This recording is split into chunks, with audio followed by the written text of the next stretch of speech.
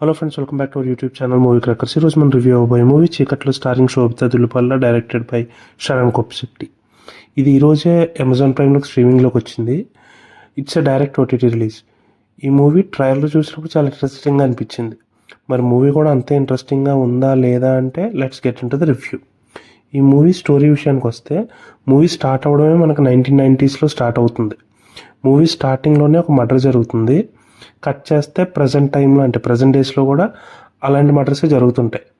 So ఈ murders చేస్తుంది ఎవరు, దాని వెనుకున్నది ఎవరు, 1990s జరిగిన మర్డర్స్కి ఇప్పుడు జరుగుతున్న మర్డర్స్కి లింక్ ఏమన్నా ఉందా, ఇదంతా తెలుసుకోవాలంటే మనం మూవీ చూడాల్సిందే. బేసిక్గా ఇదొక ఇన్వెస్టిగేషన్ థ్రిల్లర్. ఇప్పుడు ఇన్వెస్టిగేషన్ థ్రిల్లర్స్ 2 టైప్స్ ఉంటాయి. అంటే ఫస్ట్ టైప్లో ఏంటంటే మర్డర్ ఎవరు చేశారన్నది చివరి వరకు క్యారీ చేసి చివరిలో అది ఎవరు చేశారన్నది రివీల్ చేస్తారు.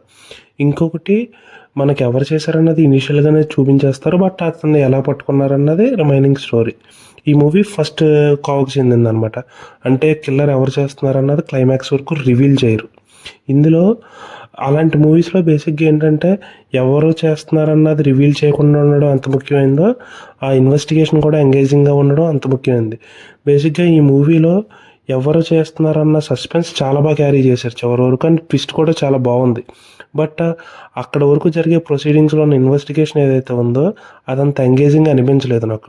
ఇంకొకటి కిల్లర్ మోటివ్ ఏదైతే ఉందో, అంటే కిల్లర్గా మారడానికి గల కారణం ఏదైతే ఉందో అది కొద్దిగా కన్విన్సింగ్గా అనిపించాలి. అలా అనిపించినప్పుడే మనకు మూవీ చూసినప్పుడు కొద్దిగా సాటిస్ఫైయింగ్ ఫీల్ వస్తుంది. బట్ ఇందులో ట్విస్ట్ రివీల్ అయినప్పుడు ఉన్నంత ఎగ్జైట్మెంట్ మనకు కిల్లర్ బ్యాక్ స్టోరీ చెప్పినప్పుడు ఆ స్టోరీ నాకు అంత కన్విన్సింగ్గా అనిపించలేదు. ఓవరాల్గా చెప్పాలంటే ఈ మూవీ ఇట్స్ ఎన్ ఓకేష్ వాచ్. చాలా ఎంగేజింగ్గా చాలా గొప్పగా ఉందని చెప్పలేను, అలాగని it's not a boring watch. ఆ మధ్యలో ఆ లైన్లో వెళ్ళింది మూవీ అంతాను. అలాగా ఓటీటీ రిలీజే కాబట్టి it's a one time watch, టీవీలో పెట్టుకుని హ్యాపీగా చూడొచ్చు. ఓవరాల్గా మూవీ క్రాకర్స్ ఇచ్చే రేటింగ్ 2.5/5. దానికి ఈ మూవీ చూస్తుంటే మీ ఒపీనియన్ ఏంటన్నది కింద కామెంట్ సెక్షన్లో కామెంట్ చేయండి. ఇలాంటి ఎర్లీ రివ్యూస్ కోసం, మూవీ సజెషన్స్ కోసం click the bell icon. Subscribe to Movie Crackers channel. Thank you. Movie Crackers signing off.